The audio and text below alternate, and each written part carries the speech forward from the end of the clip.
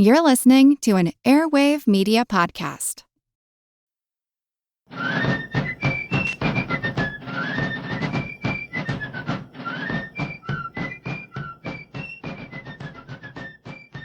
Hello, and thank you for joining this special edition of the American Revolution.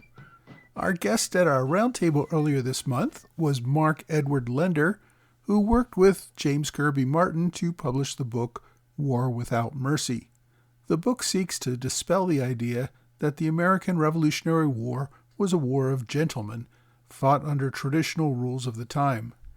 Instead, they show that it was a brutal civil war where neighbors went to war against neighbors in an all-out fight for survival. Lender met with our roundtable group via Zoom. All right. Well, welcome everybody to the American Revolution Roundtable. We're joined tonight by Mark Lender, co-author of the new book, War Without Mercy, which he co-authored with the late James Kirby Martin, who we were just talking about, sadly passed away just as they were wrapping up work on this book. Mark, sorry to start on that very sad note, but I wanted to credit Jim with his great work on this book as well. Welcome to the American Revolution podcast. Your book, War Without Mercy, is just wonderful. Why don't you just start us off by explaining what it's about, what the main thesis is? And by the way, thank you for the invitation, Mike. I appreciate the opportunity to be here. And I know this is a popular podcast. You've got quite an audience out there, and it's nice to interact with them. But War Without Mercy is a book, it's a kind of a long gestation period. Sometime back, and when I say sometime back, I'm 6-7 years, Jim and I began to talk about the nature of this war. And we have to keep in mind the revolution was a war. All the bad things that happen in wars, and for many, many years, the popular narrative of the American Revolution was a relatively moderate revolution, did not compare to the violence of the French Revolution or the Russian Revolution or the Chinese Civil War. But we kept finding incidents of simply horrific things happening. And other historians began to find them as well. And as you began to collect them, it simply did not comport with this relatively benign, should we call it a revolutionary immaculate conception, that somehow out of a relatively moderate rebellion, you had a functioning republic. It simply didn't add up. And so what we decided to do was go back to basics, go back to the original primary sources as well as we could find them, and try to put together what that war looked like at the ground level. The main thrust of the book is what happened to people who actually got caught up in the war itself, not writing declarations of independence, not writing pamphlets, however noble sounding, and I don't mean to disparage any of that. It was a critical part of the revolution, but that war had to be fought. For the declaration to mean anything, the war had to be fought. For all of the noble sounding things that came out of the war for independence, the war had to be fought at the ground level. People had to endure it. And what we found was people had to endure a great deal. Liberty or death were the actual choices that a lot of people faced. It was very, very difficult to remain neutral. A lot of folks tried. Some actually pulled it off. But what we find is that not all the time, not everywhere, but often enough throughout the entire 13 colonies, the war devolved into something that was absolutely fierce, ferocious in local combat. We applied something that most historians have not applied to the war for independence, and that is the concept of existential warfare. That is, we came up with a definition in an early paper that we did. It was sort of a dress rehearsal for this book. But then there is the Mackenzie Institute, which is a major Canadian think tank on military security affairs. Why don't I read you their definition of existential warfare? And then we can go from there. Just happen to have it open here. Existential war is a war for existence, not for status, power, territory, or resources, but for existence itself, as a nation, as a people, and ultimately as an individual. When the human beings fight for those stakes, there are no limits. The choice of survival or extermination doesn't leave many options open for negotiation. And if given a choice like that, all that a real human being can do is fight with all the ferocity, cunning, and strength he or she can muster. That's pretty grim, but takes us back to the subtitle of the book, Liberty or Death. There's not much moderation in there, no little middle ground. By the way, it wasn't Patrick Henry. He coined the phrase. I live within a couple miles of St. John's Church where he gave that speech. But liberty or death was being tossed around in popular discourse long before Patrick Henry uttered it. Abigail Adams wrote to a British correspondent saying, all you hear from Americans today is liberty or death. And if you begin to look at other individuals around the 13 colonies, the rhetoric they were using left virtually no chance for a more moderate course to the war, no middle ground. And as the war developed, that's what we found. And we used sort of a theater case study. You mentioned earlier in our conversation, I use a lot of New Jersey sources. There's a reason for that. Well, I'm from New Jersey. That's part of it. But take a look at New Jersey. It was not a hotbed of revolutionary fervent at the beginning. No, most Quakers. It had to be dragged to it. And William Livingston, the first elected independent governor in New Jersey, was a moderate man. He had retired from the politics of New York, moved out to New Jersey, wanted to be a country gentleman and get away from all of that. He finds himself in the middle of it, and he became, as the war went on, as he began to see what was happening at the local level, he became a ferocious, absolutely ferocious existential warrior, that he was willing to just clean the decks with loyalists. Maybe later on I can get you one of his quotes, but it was, let me see what I can do for you here. Oh, here we go. A Tory is an incorrigible animal, and nothing but the extinction of life will extinguish his malevolence against liberty. Men are arrived at the highest possible pitch of degeneracy. They have, by a kind of gigantic effort of villainy, astonished the world, transcending the enormities of desolation and bloodshed. They are a race of murderers before unequal and without competitor. The disgrace they have brought upon their native country, and this means New Jersey, can never be expunged but by expunging them. This is not the stuff you read about in the Declaration of Independence. This is a man who had to fight a war that had simply gone out of control. Part of this book, a great part of this book, was an attempt to explain why it got out of control. And you can ask me to explain that if you want, but I've been talking. I don't mean to hog it all.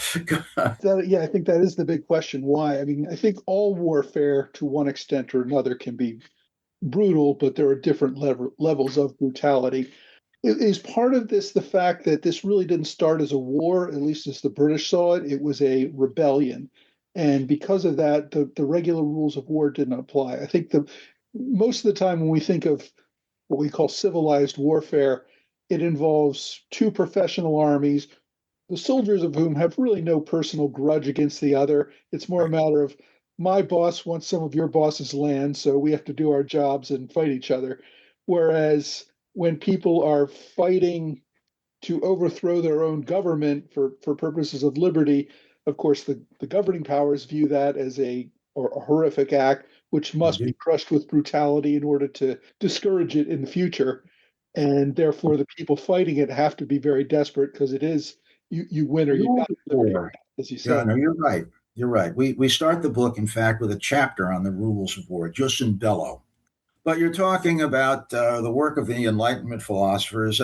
Two in particular almost became canonical among the elites of Europe and colonial America.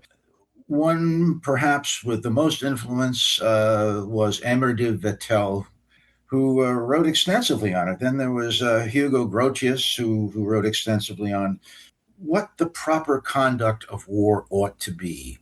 And as you mentioned, it was generally seen in terms of the armies, the organized armies of organized states.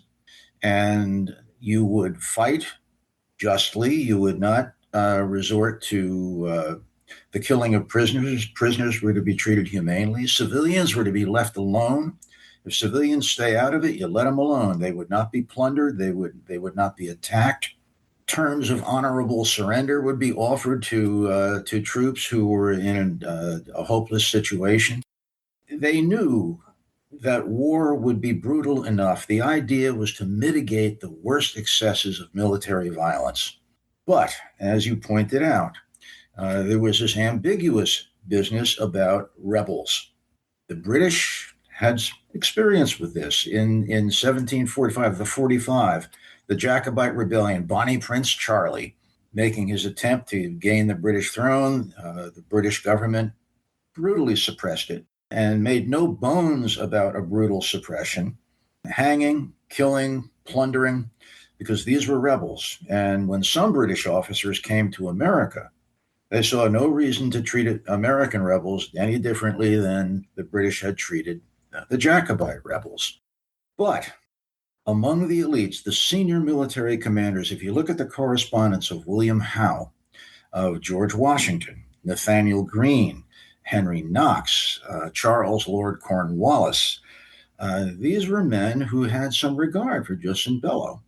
But these were the commanders of the regular armies, or in America, what became a regular army with the Continentals.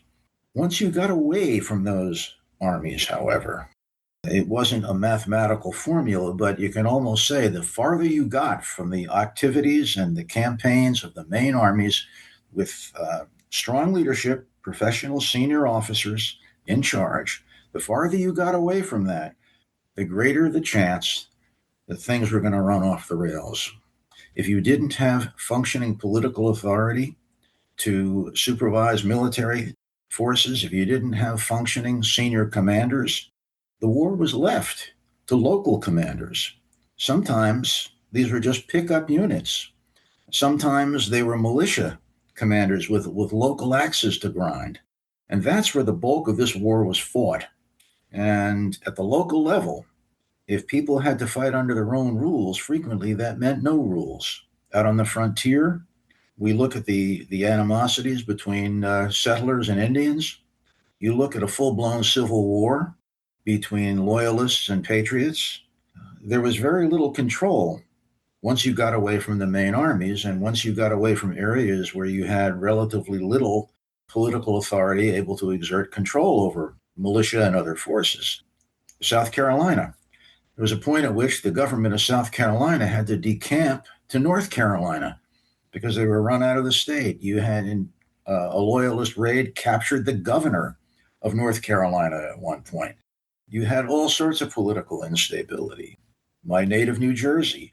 In South Jersey, patriots became so enraged at loyalist raids from Sandy Hook and elsewhere that they formed the Association for Retaliation. Many patriots were appalled at this, but the retaliators waged their own private war. And it wasn't real nice if you got on the receiving end of these folks. There were all kinds of, oh Lord, how bad did it get? Here's another one. When it got out of control, Bergen County, New Jersey was called the neutral ground because nobody could establish authority. And when the local raiders went at each other, there was no one there to say, stop this. This is too far. This is too much. This vicious cycle of revenge and retaliation got going. I'll read you another quote. You've got some loyalist raiders angry because their previous leader had been caught and hanged by patriot forces. So they descend upon Bergen County and hit the farm of a New Jersey militiaman named John Clark. Poor Clark's going to pay the price. They shot him, killed him, plundered his house, and then left with his wife a printed broadside addressed, here it is, If you hang any additional friends to government, we promise to hang 6 for 1 in retaliation. Our companies, composed of Indians as well as whites, promise to be revenged on you for your cruelty and murders. We are to remind you that you are the beginners and aggressors, for by your cruel oppressions and bloody actions, you drive us to it, and we're determined to pursue it until the whole of you is massacred. These were people who were dead serious. Who could control them? Right. And I think that makes an interesting point too, in that the reason rules of warfare developed in the first place was, you know, I want to treat my enemy decently so that in the event I'm in the losing side of a battle or I'm a prisoner, Right. I will be treated decently. And there's this sort of understanding that, yes, we're fighting each other, but within certain limits that will be. Within certain limits, yeah. And then in the very beginning of the war, the British considered trying and hanging captured American prisoners as treasonous rebels. And the only reason they didn't was because the Continental Army said, well, if you start hanging our officers, we will start hanging your Yeah, officers. you know what? A hanging contest. Under the rules of war, if civilians involved themselves in the war, you just weren't allowed to do that. But if you did, I think, as Vattel put it, they are to be hung up as common brigands. In other words, just that's it. There was an incident in which a number of British orderly books were captured early in the war, and patriots read them with amazement because right out of the language of Aymer de Vattel, one of the key proponents of the laws of war, that section I just mentioned, that civilians getting caught up in the war were to be just summarily hanged. And Howe had at least thought about that, because what's a militiaman? When he's in arms, he's a soldier, but the next day, I mean, what's he doing? He's going about his business on the farm or whatever. As far as Howe is concerned, these people are violating the rules of civilized war. But if you start a hanging contest, sometimes you did have a hanging contest, unfortunately, and it wasn't hanging. It was just you take a shot at me. Tomorrow I'm going to take a shot at you, or my family's going to take a shot at you. And you had these cycles of revenge and retaliation. But again, the main armies tried to control that, or at least keep it within limits. And you know, you had officers on both sides who were willing to go. I mean, you know, the hard line to break the enemy by fire and sword. After Benedict Arnold, for example, and we have a chapter on this. After Benedict Arnold raided New London, which was a major American privateer base, and the privateers were fair game, but they leveled the town. And there were other incidents of other coastal towns harboring privateers being burned out, leveled by British raids. Congress is so enraged that they simply said that from now on, if we capture British officers, they're going to be summarily executed. Luckily, we would never really, we simply don't know whether or not they would have gone through with it, because the minute, very soon after they issued that resolution, Cornwallis surrendered and the main fighting at least stopped. So, but that's how angry people could get during all of this. And one thing we found was that the line between soldier and civilian kind of disappeared. I mean, it was unfortunately, where do you draw the line? Going back to the example of New London and Arnold's raid, and why the British felt very justified in sacking the town. Who's a soldier? A privateer. Everybody understands the privateer is fair game. But what about the guy who invests in the privateer? What about the guy who maintains the business records of the privateer, who runs the warehousing for the privateer's loot? Are they fair game? The British and Benedict Arnold said so. Americans were appalled. Well, they would be appalled, because one reason we had other instances of an officer stepping out of line, letting his men get out of control, and it became a propaganda coup for the other side. We cite a number of incidents in the book where American commanders were only too delighted to accuse the British of violating the rules of war, seizing the high moral ground for propaganda purposes. And they did so, both sides did so as often as they possibly could. I guess one of the things we tried to convey was just how messy all of this was, particularly at the local level. How do you control it? I don't know. And I almost considered putting a tag at the end of the book asking, how far would you go not to lose a war? It's kind of it's an uneasy question because this is what people faced. For 8 years, what do I do because I am convinced that the other side is out to get me? So how far do you go to make sure the enemy doesn't do that? Our definition of existential war say you resort to all sorts of ferocity to guarantee your own survival. How far do you go? It's a question, I guess, we even ask today. But for 8 years, Americans on both sides of that war had to take that into account. It was a very, very disturbing set of circumstances, almost from the beginning. Yeah, and I guess part of I tend to blame the British more for this because not only because I'm an American, but also because they were the governing authority at the time. And it seems to me they did not come in with a clear plan, a strategy. I mean, you had your General Howes who wanted to say, well, we have to live with these people when the war is over, so we can't be too nasty to them, or they'll just view us as horrific monsters forever. And then you had others, your Bannister Tarletons or people like that who thought, no, we have to show these people what life is like without the king's peace, which means horrific anarchy, suffering, whatever. And you had people on both sides of that operating on one theory or the other. So sometimes you'd see a horrific massacre, other times you'd see people being treated decently. And because there was no consistency, nothing really came of either one. There was no consistency. You can look, some of the most revealing things are private letters.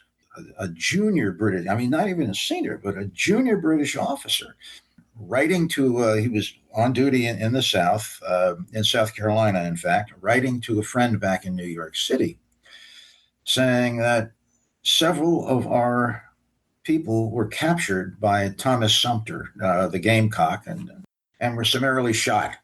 Today, we captured some of Sumter's people. Inquire as to their fate. I mean, this is back and forth with no one really in control. Look at Cornwallis as he. I'm not much of a Cornwallis fan when it comes to his strategic vision. I don't think he had much. Maybe we can go into that maybe, but that's another story. But what he did try to do, and he issued orders to this effect, as he moved through North Carolina, as he moved into Virginia, he really did try to keep his army disciplined, not to gratuitously offend civilians who would turn against him, not to gratuitously offend even local militia. Look, just stay home. We're not out to get you. Just don't come after us. We won't come after you. He simply didn't want that kind of bloodletting unless it was absolutely necessary. He has a practical reason.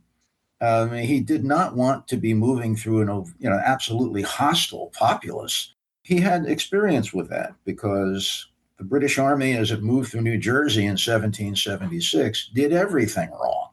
They sacked Princeton. They offended people. They raped women.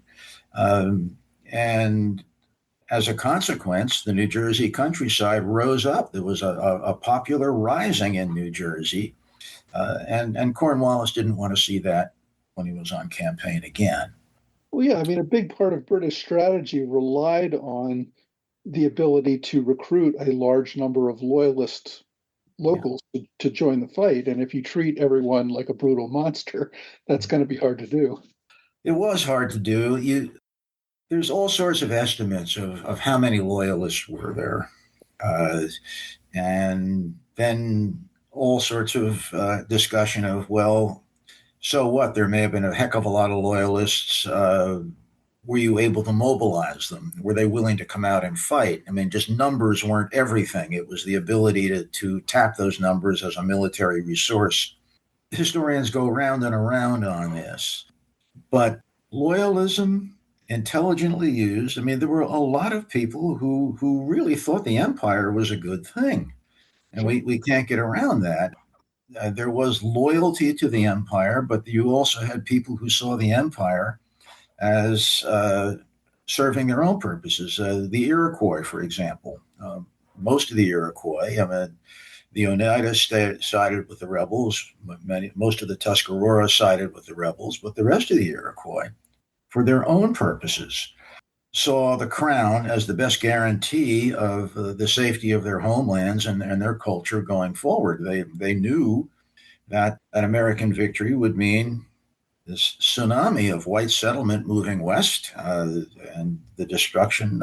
They fought an existential war and they did it openly. They knew that an American victory was going to be trouble, dire trouble for them. The Cherokees knew that. The Shawnees knew that. The Delawares knew that. And frequently, uh, they teamed up with loyalists who sought safety among the Indians because they've been driven out of farms and frontier homesteads farther to the east. We really don't know how many people went and joined, white loyalists went and joined the Indians, but lots of them did. Lots of them did. And we know that there were thousands of loyalists who did end up in formal military formations. I mean, there were more loyalist regiments in New Jersey than continental regiments in New Jersey. But then you had other areas in New England where you may have had a lot of loyalists, but they dared not show themselves because New England pretty much had the lid on that situation. The brutality, I think, showed itself the most in areas that were in the most contention, like New Jersey, like South Carolina, like Yeah. the upstate New York area. One thing you did raise was the Indians, the Native American component, which was a particular area that remained brutal throughout the war. Your book talks about the Cherry Hill Massacre and the Sullivan Campaign and the Nantucket Massacre near the end of the war. The Americans, the Patriots, were pretty much of the view that they couldn't trust the Indians, and that included civilians, that included people, women and children. They had to wipe out these villages because these villages served as bases for the enemy to come down and fight them. And so they were particularly brutal to the Native American tribes. This was another example of the distinction between soldier and civilian evaporating. Yeah. There's an interesting thing. You raised the issue of Sullivan's expedition, 1779. There's about a third of the Continental Army. Washington detailed some of his best troops under Sullivan to go in and just literally burn out Iroquois. 100 years later, 1879, the centennial celebration of the Sullivan expedition. You had all sorts of long-winded speeches about it and everything. The shortest speech about it was by a guy named William Tecumseh Sherman. Yeah, that guy, who simply said, look, it was a war. What did you expect? If the enemy won't die or won't quit any other way, then you go after their ability to sustain their operations. And that, That certainly would have been another war. So yes, and he just said the similarity was clear to everybody that war is what do you do to win? And again, you get to that question of well, how far are you willing to go? yeah, And in 1779, Patriot authorities concluded that the only way you could take the Iroquois out of the war was to destroy their ability to sustain military operations, at least for a year, and they certainly did that. But the Iroquois came back in 1780. They came back in strength. they were fighting their own campaign of liberty or death. They were the first. It was for them liberty or death. Yeah, It absolutely. genuinely was, and as much as for anyone else, on the Patriot side. But the Native American component is also interesting to me because I don't think the existential war began with the American Revolution there. I mean, you were seeing really brutal Indian fighting on the frontier, wherever that frontier happened to be, and it moved at different times in our Yep. history. But, there was not only killing of prisoners, but the torturous death of prisoners Mhm. as a way of kind of intimidating the enemy by making it not only killing them, but by killing them in exceedingly brutal and painful ways. That's a cultural thing. I mean, it was intertribal warfare, went back centuries. When the colonists arrived, they waged, I guess we could call them wars of annihilation. You don't fight the same enemy twice. This is a means of warfare, clearly existential warfare, that simply carried through. Colonists were used to fighting Indians in that particular way, and they saw no reason to stop during the Revolution. But this applied the same lessons to those who opposed the revolution itself. We mentioned earlier that rebels, for example, had sort of a problematic position under the rules of civilized war. When Congress passed the Declaration of Independence, you had rebels such as John Adams, other signers of the Declaration of Independence, who said, "We are no longer rebels. We are an independent political entity. The rebels are now the loyalists, and we will treat the loyalists as if they are rebels." And this justified their suppression. Some of them actually said their extinction, confiscation of their properties and estates, their exiles of the loyalists and their families, because they're rebels and they're not going to get the same protections as a regular combatant might want. It was immediately when the Declaration was passed, bang, that this stuff came out of the woodwork.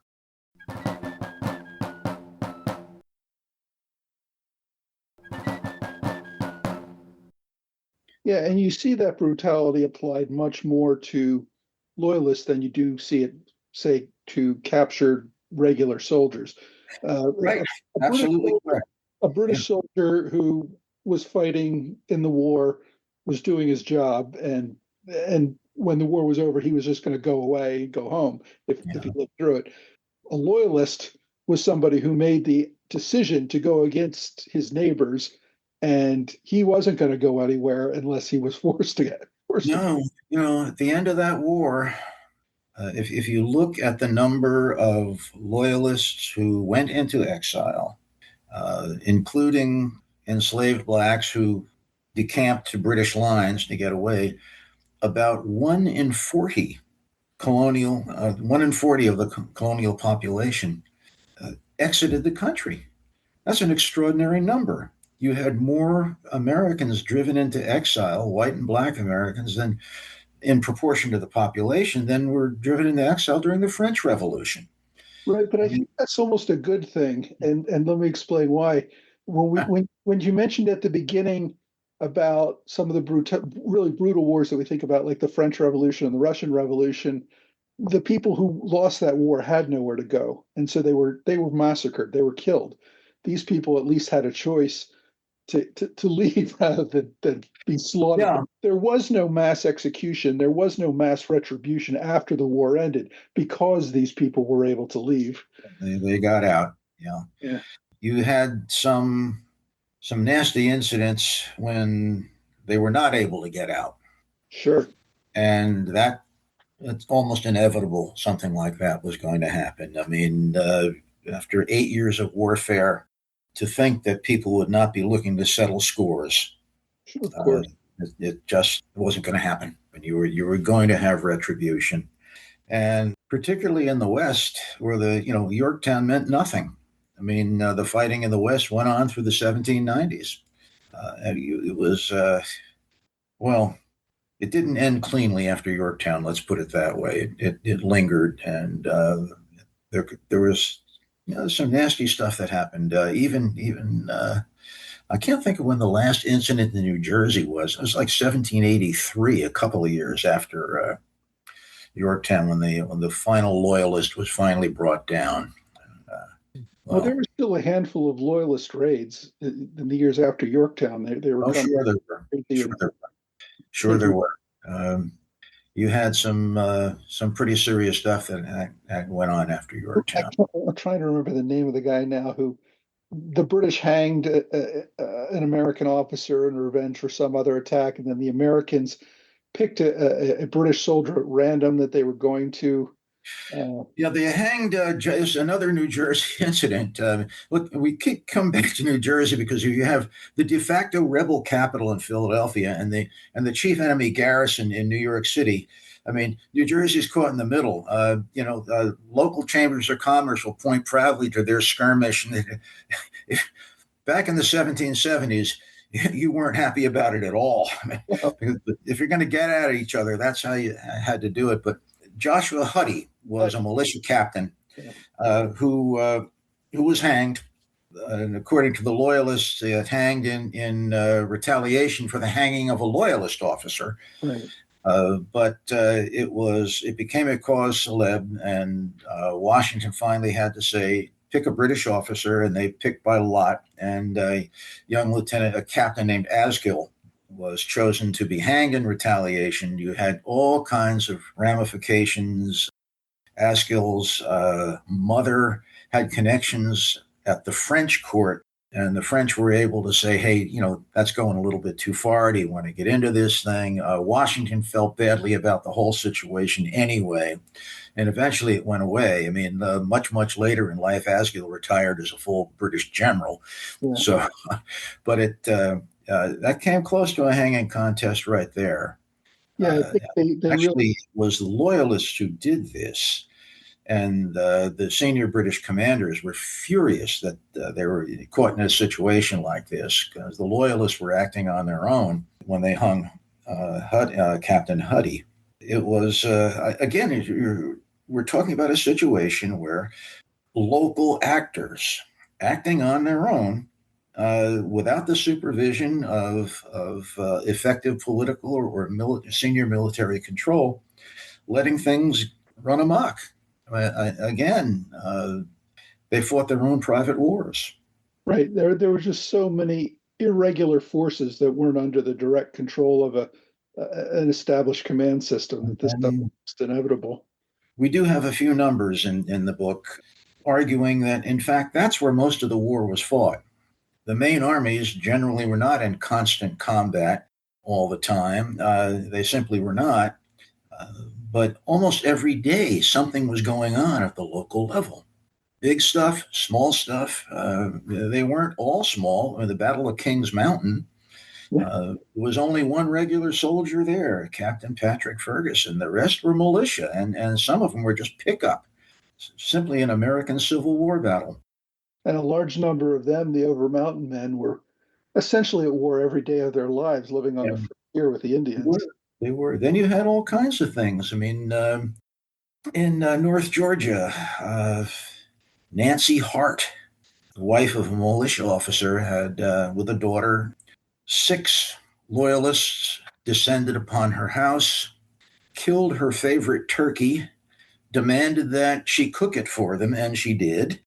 But while they were busy eating, the daughter got a hold of one of the muskets, and Nancy got a hold of the muskets.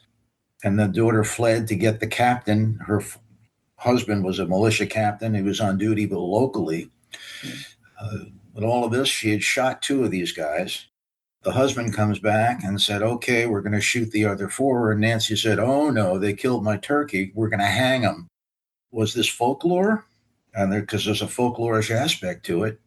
But in the early 1900s, a railroad crew working found the 6 bodies, part of a routine excavation, and 4 of them actually had been pretty clearly had been hanged. This is the kind of local thing that went on. Not a battle, but plenty nasty. We have evidence of British soldiers trying to get back to their units, redcoats scattered from skirmishes, trying to get back to their units, intercepted by local militia, and simply murdered. A battle, no, but grim, absolutely. How much do you think that was almost of necessity, though, in that when you captured somebody, you had nowhere to take them, you had nowhere to imprison them. No, that's true. There's a lot of that. One of the reasons you did not kill them, however, was to use them as exchange to get your own people back. But in the South, one of the best quotes we've got is Nathaniel Greene, who was dispatched to the South to rebuild the Continental Army and resume active operations after the smashing defeats at Camden and Charleston. But he writes back north saying, my God, you can get killed down here just walking down the road. He was appalled by all of this, and there's nothing he could do about it. Well, with his own command, there was something he could do about it, but he had a couple of thousand guys. That was about it. And here you have this civil war raging at the local level, everybody fighting by their own rules. We are getting close to the top of the hour again. I want to open this up for questions. If anybody has any questions for Mark. Mike, I have a question. Yeah, David, go ahead. Hey, Mark, it's David Price. I have your book. I've just started reading it. So, David, how are you? Very good. I'm just wondering, what you guys have been talking about, the extent of the brutality, do you think, I know this is something that various scholars have commented on, do you think there's something about civil wars that are inherently so brutal? We certainly saw it in this conflict, and then, of course, in the 1860s, even more so. I think there's something to that, David. It's generally accepted among military historians that by the time you get a major civil war, the acrimony, the inability to come to understandings, to compromises have collapsed, and passions are taking over. And yes, I think it's generally accepted that civil wars can be nastier because people have a personal stake in it. It's not like two regular armies in the 18th century where you may not have a personal stake. Your sovereign says, go fight. Okay, you go fight because you're part of that regular army. But in civil wars, it's different. You do get families shattered. You do get communities that just divide. And by the time people get angry enough to do that, yes, when you finally start shooting at each other, there's going to be little room for, it's a war without mercy. Yeah. I think this idea of it being a total war relates to again, what you guys were talking about, the existential nature of it, because people perceive it as being about, what's at stake is really the kind of society that you're going to live in. And so that immediacy drives them to do these desperate things, as you said. Yeah, if you're worried about if you're worried about your personal survival, your family's survival, your cultural survival, your entire way of life, your ability to have a future, if it all looks imperiled, how far are you going to go? You're just going to sit back and let the other side have its way with you? That's a tough decision to make. And so, yes, when you fight, you fight with everything you've got. I wonder how much of this maybe was that Americans tended to have a greater stake in society. In other words, if you're a peasant living in France or Britain or something, and you probably don't care that much which lord is abusing you and controlling you, because either choice is going to be miserable. But if you own land and you have certain ownership of your community, you're probably more likely to fight more passionately for it. There was, I wish I could recall his name. And of course, the minute we're done with the podcast, his name will come right back to me. But he was a Massachusetts militia captain. I think it was Massachusetts, pretty sure. But years afterwards, somebody asked him, it was the war. I mean, it really got to be something. What was it all about? And he thought about it and he said, well, we had always governed ourselves, and they meant we shouldn't. The they being the British. And there was this local stake in society because the British, they had the empire on the cheap. When people thought of their government, they didn't think of Parliament. They thought of Hartford or Boston, or in New Jersey, split between Perth Amboy and Burlington. Or Philadelphia, that was their capital. That was their government. There was this local aspect to the whole thing. And now the British as they saw it, as colonials saw it, or patriot colonials anyway, they were taking that away. And that meant your future, your ability to have to spread west for new lands to settle in the west, to order your own affairs. And by the time people realized that they might lose that, they were going to fight for it. So I don't know how it could have been stopped. I mean, Jim and I actually talked about this. Do we have a speculative chapter on how it might have been different? And I don't know how it could have been different, to tell you the truth. I mean, if anybody's got thoughts on that, I'd be more than happy to hear it. But what the alternatives may have been, once it started, and once these cycles of anger, revenge, and retribution got going, I don't know how it could have been stopped.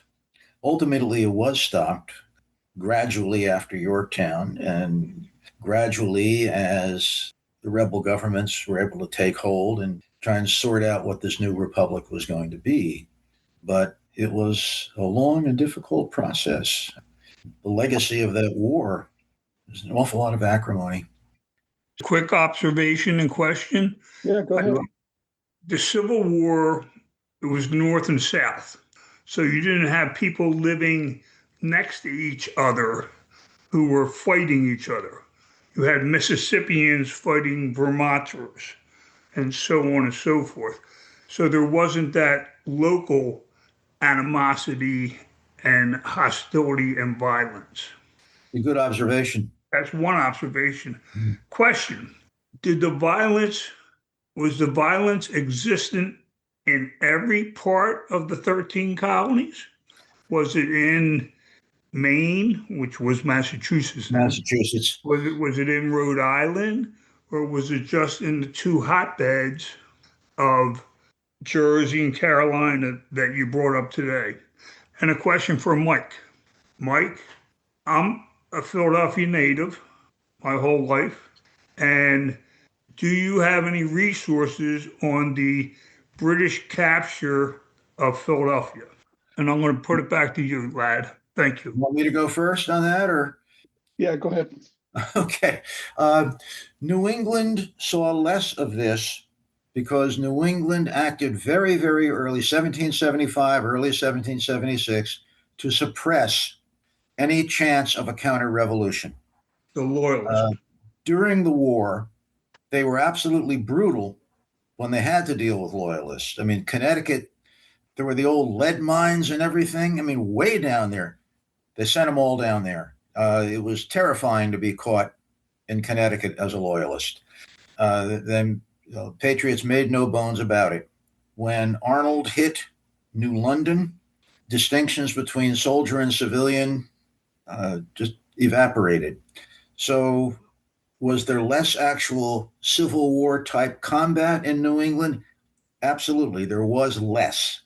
And it was because New England so efficiently scotched any chance of counter-revolution very, very early on. In the book, sometimes the word terror becomes unavoidable. It becomes unavoidable because that is what local patriots employed. When you start to intimidate people, when you start lobbing bricks through their windows, saying, "We know who you are," when you disarm them, and when you when you tar and feather somebody, it's no joke. It's no joke. So, I think, Mike, the next question was for you. Before I get to that, I just want to say it's interesting. There was a lot of brutality before the war even started, but it was mostly non-fatal. It was mob violence. It was beatings and pain and things like that to try to pressure people into taking one view or the other. It descended into something much more brutal after the war got going, and especially as the war dragged on. Dan, you asked about resources about the occupation of Philadelphia. Is that right? I'm trying to think. I've tried Googling a few times and I really haven't found anything that's substantial. And my interest is much like our author here, is much like post facto. How did the Patriots then deal with the loyalists who worked with the English while they were occupied? And what was that retribution looking like? I'll just jump in, Mike, and Kent, because what happened after that was the Monmouth campaign. And you had any number of loyalists who decamped with the British Army. They either got on the transports and the Royal Navy took them back to New York, or a lot of them actually joined the march across New Jersey as with the British Army as they left Philadelphia. So you had a loyalist exodus from the city that was pretty substantial, and there was some scores settled after that. I mean, I've forgotten the exact number, but several Quakers were actually hanged because the British said that they had simply collaborated too closely with the British during the occupation. They were an example of others. Others were sent away, imprisoned far from Philadelphia. They made an example of people whenever and however they could. There was no counter-revolution in Pennsylvania. The lid was just too clamped on. Following the British occupation of Philadelphia, I thought the retribution was actually rather light. They did execute two men, John Roberts and Abraham. Right. I'm forgetting his last name now, but there were actually several hundred that were accused and could have been hanged. The Continentals, who were being actually commanded by Benedict Arnold at the time in the post, were going out of their way to try to mend fences and let's forgive and forget, and let's, most importantly, because a lot of these loyalists were a lot of the rich Philadelphians who ran. Yes. We want to get you back to work supporting the Patriot cause. It was the people who lived in the city who had to live under all the British abuse that wanted the retribution, and so you saw the local government, the government of Pennsylvania, that was pushing for the retribution, but the Continentals were able to kind of keep it tamped down to some extent at that point. There are a few books on this subject, and I'm blanking on them at the moment. I can go back and look. But if you look at the blog entries I do for Occupied New York, there's a bunch of books at the bottom of the list there that might be of interest to you. Yeah. John Jackson did a pretty good study of Philadelphia under the British occupation. I need to start with him, and he's got a pretty good bibliography. You can expand from there. Okay. Thank you. Ed, you had a question? Yeah. Just earlier you said what could have been done to tamp down the anger and hatred. I was surprised I had to double check this. Apparently they kept using the prison ship strategy right through until after the last POWs were released after the signing of the treaty in 1783. And 11 to 13,000 men died. I don't know what percentage that was of the total, but it seems to me that having some sort of heck, even in the American Civil War, at least for the first 2 to 3 years, they had an exchange program that kept things relatively civilized. It wasn't until after that Andersonville happened. Why did the British take such a tough line on the POW? Were we treating the British POWs equally as badly? No, we weren't. We didn't have as many of their prisoners, among other things, and they had a lot more of, particularly among the militia. The Continental Army, Elias Boudinot was the commissary general for prisoners, and his job was to arrange prisoner exchanges. So the exchanges were on a fairly regular basis. It's just that we had far fewer British prisoners to exchange. There was a special category when Burgoyne's army surrendered. That was a convention army, and so they were marched ultimately down to Virginia. Some of the senior officers were exchanged, but exchanges of rank and file were relatively few. Right. And the whole business of prisoners is a whole other story, to tell you the truth. And the prison hulks in New York were simply notorious. I mean, occasionally Congress would say, particularly when you're talking about the sons of members of the Continental Congress who happened to be on those prison hulks. Congress would say either lighten up or we're going to start doing the same thing. Apparently, the total was about 20 to 30,000. So Easily. the death rate, 30 to 50%. Yeah. And more died in The death prison. rate was horrendous. Died on battlefields. Right. Yeah. Right. The And death rate was horrendous. But I think part of that was, well, there was a combination of things. One was George Washington didn't want to exchange prisoners because a British prisoner was more valuable as a soldier than an American prisoner who could be easily replaced by another militiaman. Yep. Secondly, each side was responsible for the feeding of their prisoners in the enemy's care, and the Americans didn't have enough food to feed their own army, let alone feed the prisoners in the British care. right. And third, the British had an incentive to keep things particularly brutal because they were trying to encourage their prisoners to join the British Army or Navy.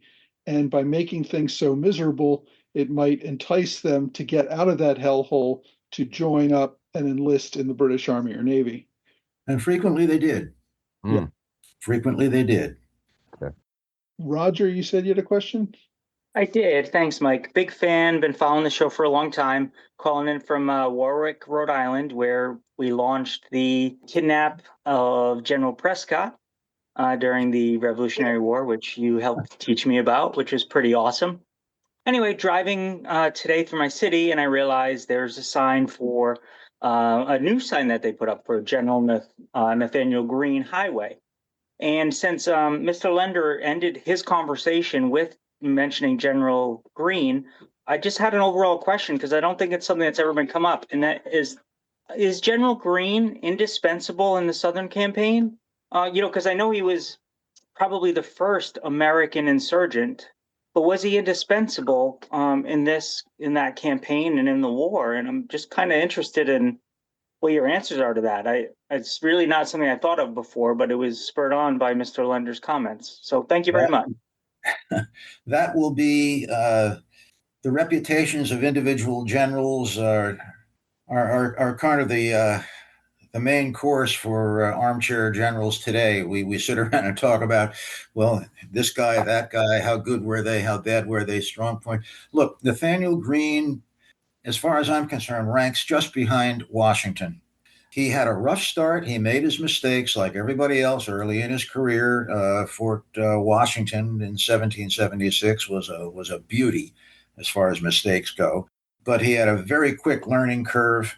He was very, very attuned to the fact that armies have to remain in the field when they're not fighting. They have to be a force to be reckoned with by the enemy, and you've got to keep an army in the field by feeding it, by equipping it. And he was able to step out of a combat role, become quartermaster general of the army, and had a great deal to do with relieving the distress of the army at Valley Forge.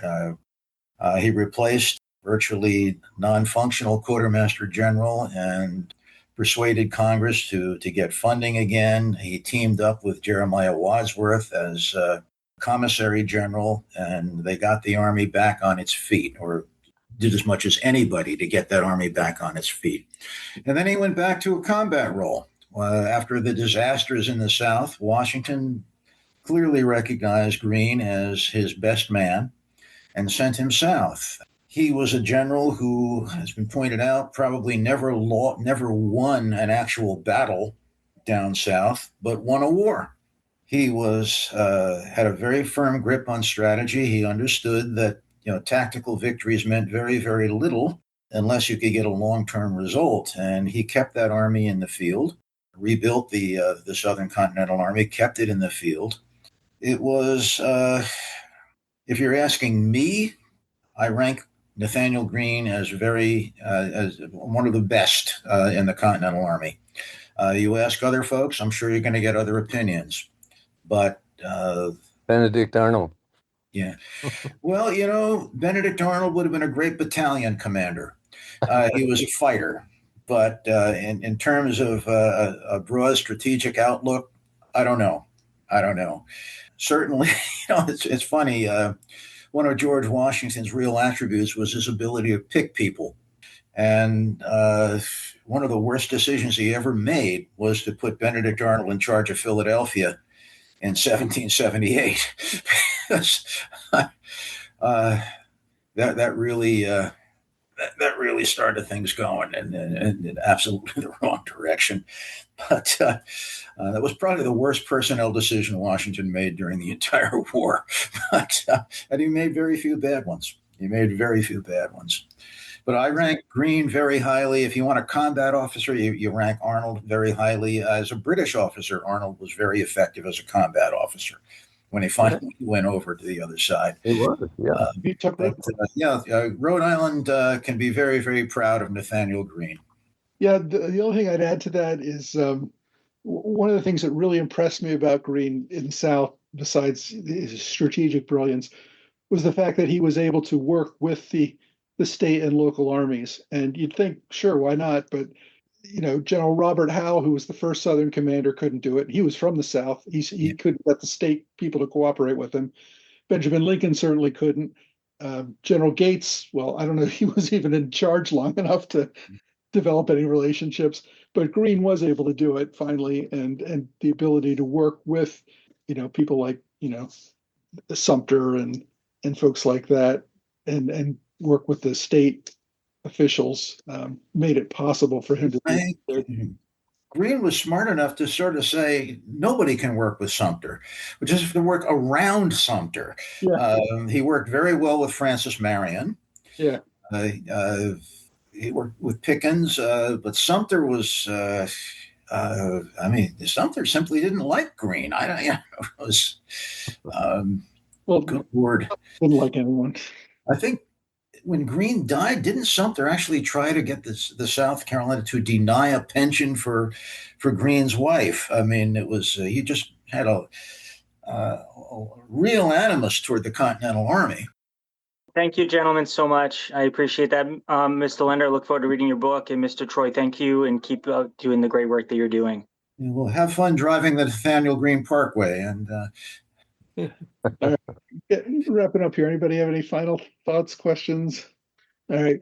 Well, Mark, thanks again for joining us tonight. I think this has been a great talk, even if we do wander a little bit in the questions. Wandering was fine. And thank you very much for having me. I really appreciate it. I enjoyed myself thoroughly. So, book again, War Without Mercy. It's available now. I will put up links to it in the show notes if you haven't gotten it yet. I recommend you get it. It's a great read. I'm sure you'll all love it. Thanks to both of you. Good night. All right. Good night, Mark. Thanks again. Okay. Thank you. My thanks again to Mark Lender for taking the time to speak with us about his book, War Without Mercy. It's on sale now, and I've included links in my show notes and on my blog entry for this episode.